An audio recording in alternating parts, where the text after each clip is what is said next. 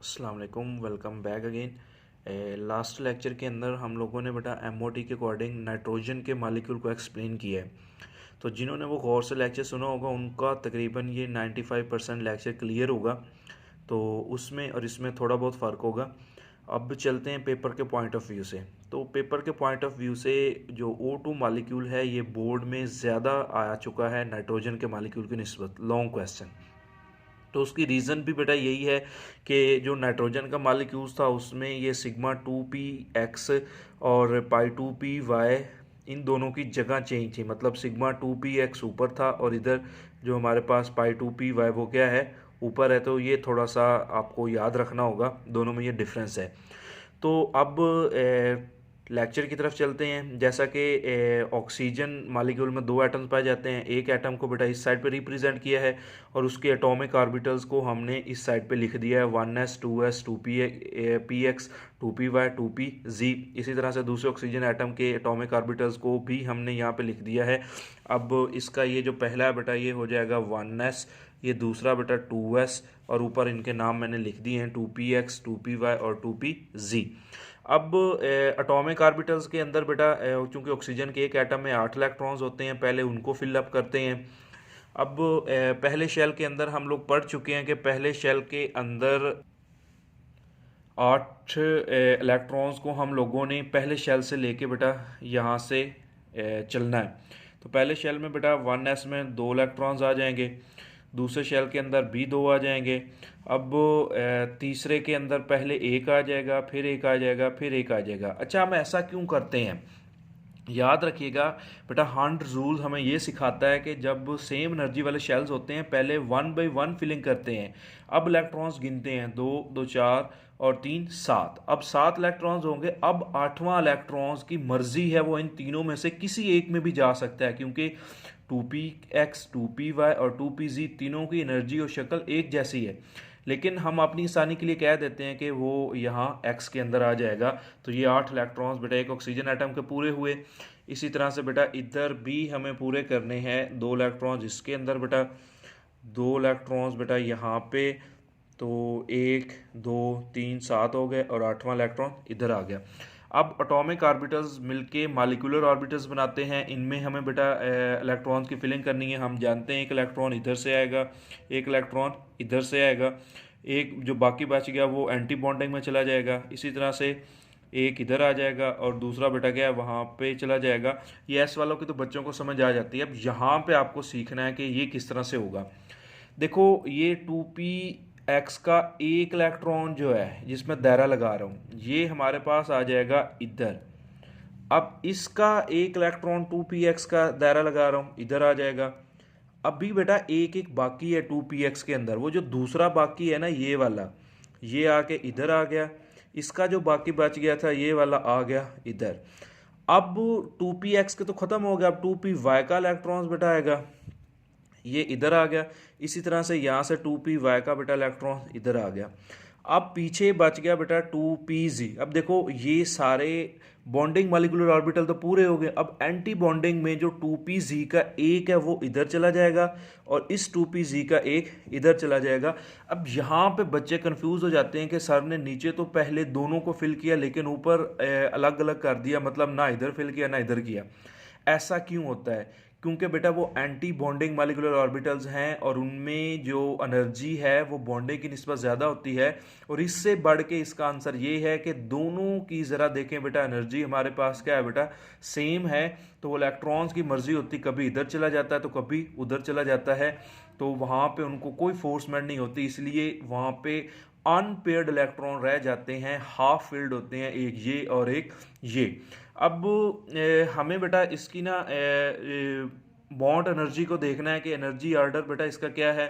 तो देखो, हमें नीचे से ऊपर हमने सीखा हुआ है, हम इसको तरतीब के साथ लिखते हैं।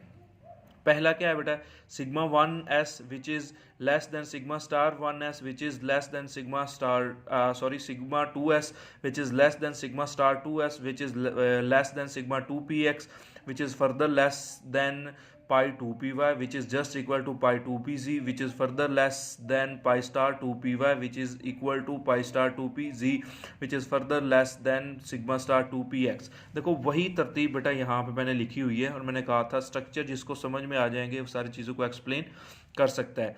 उसके बाद बेटा हमें निकालना होता है इसका बॉन्ड ऑर्डर। बेटा बॉन्ड ऑर्डर मैं आपको पहले भी 2-3 बार सिखा चुका हूँ कि इलेक्ट्रॉन्स की तादाद उनमें गिननी है जिनके ऊपर स्टार नहीं है, उनके बोलते हैं बॉन्डिंग मॉलिक्यूलर ऑर्बिटल्स, मतलब जिनके साथ स्टार्स नहीं हैं। अब गिनते हैं कितने हैं बेटा, 2 इलेक्ट्रॉन्स ये हो गए, 2 इलेक्ट्रॉन्स ये हो गए 4, और 2 इलेक्ट्रॉन्स ये हो गए 6, और 2 इलेक्ट्रॉन्स ये 8, और 2 इलेक्ट्रॉन्स ये हमारे पास क्या बन गया बेटा, इनको आप गिन लेते हैं 2 2 4 2 6 और 4 10।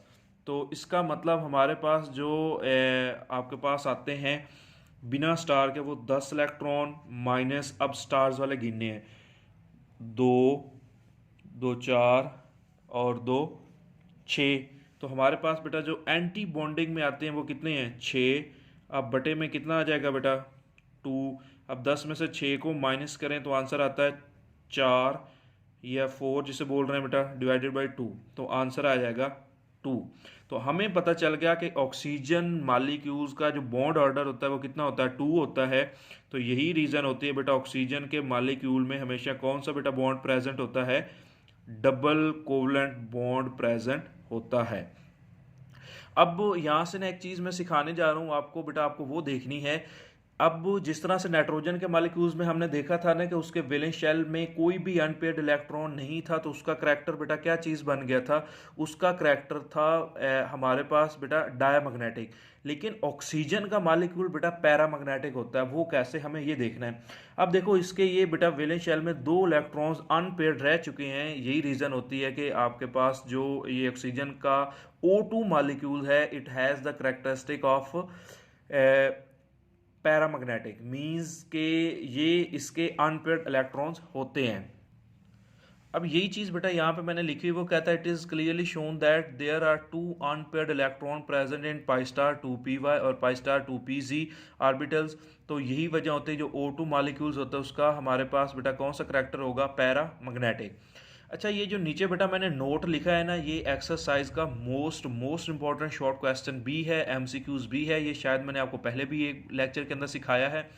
वो कहता है कि O2 मॉलिक्यूल्स का तो स्ट्रक्चर हमने ड्रा करके सीख लिया कि वो हमारे पास पैरामैग्नेटिक है, लेकिन वो कहता है जो O2 -2 होता है बेटा वो हमारे पास डायमैग्नेटिक होता है, वो पैरामैग्नेटिक नहीं होता। कैसे, अब इस चीज़ को समझिएगा बेटा।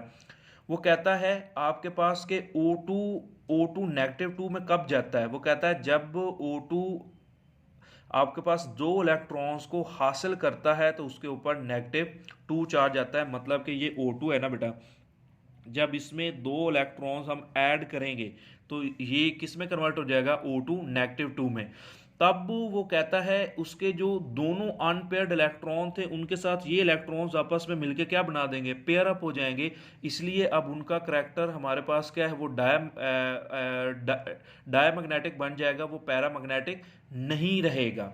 अब इसी तरह से वो कहता है O2 +2 में से क्या होता है। अब वो कहता है जब हमारे पास O2 मौजूद है ना बेटा, इसमें से 2 इलेक्ट्रॉन्स निकाल दें, मतलब 2 इलेक्ट्रॉन्स हमें क्या करने, निकालने, तब जाके इसके ऊपर बेटा +2 चार्ज आता है। वही 2 इलेक्ट्रॉन्स हम निकाल रहे हैं जो अनपेयर्ड थे O2 में।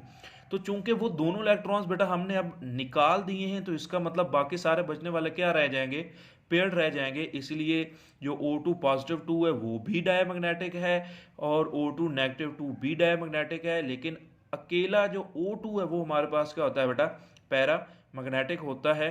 तो ये शॉर्ट क्वेश्चन भी एक्सरसाइज में है कि इन तीनों का बिहेवियर बताइए। उसका आंसर भी बेटा यहाँ पे मैंने लिख दिया है और ये एमसीक्यूज भी कई बार पेपर में आ चुका है। अब आपकी एक असाइनमेंट है, मैंने O2 मॉलिक्यूल्स का स्ट्रक्चर एक्सप्लेन किया है और मैंने आपको साबित किया है कि उसके अंदर 2 अनपेयर्ड इलेक्ट्रॉन्स होते हैं। अब आप लोगों ने खुद से O2 -2 सारा स्ट्रक्चर वैसा ही बनाना है, लेकिन उसके अनपेयर्ड इलेक्ट्रॉन्स में एक इलेक्ट्रॉन्स ऐड करना है, फिर वो स्ट्रक्चर बन जाएगा O2 -2 का और वो बन जाएगा डायमैग्नेटिक। उसमें सारे के सारे अनपेयर्ड इलेक्ट्रॉन पेयर्ड इलेक्ट्रॉन्स में कन्वर्ट हो जाएंगे। इसी तरह से आपने एक O2 पॉजिटिव 2 का भी स्ट्रक्चर ड्रा करना है। उसके जो दोनों अनपेयर्ड इलेक्ट्रॉन्स है जो कि पाई स्टार 2p y और पाई स्टार 2p z के अंदर है, वो दोनों को दोनों ख़त्म कर देने हैं। तो वो हमारे पास उसके भी अनपेयर्ड जब ख़त्म हो जाएंगे, बाकी बचने वाले सारे के सारे पेयर्ड बन जाएंगे और ये एज इट इज़ O2+2 का स्ट्रक्चर बनेगा, जैसे कि नाइट्रोजन मालिक्यूल्स का स्ट्रक्चर बना था। लेकिन बस आपने सिग्मा 2p x और pi 2p y which is equal to pi 2p z की जगह नहीं बदलनी। ठीक हो गया, तो बाकी सारा एज इट इज़ बन जाएगा। तो अब आपने O2-2 और O2+2 के स्ट्रक्चर ड्रा करने की कोशिश करनी है। थैंक यू बेटा, अल्लाह हाफिज़।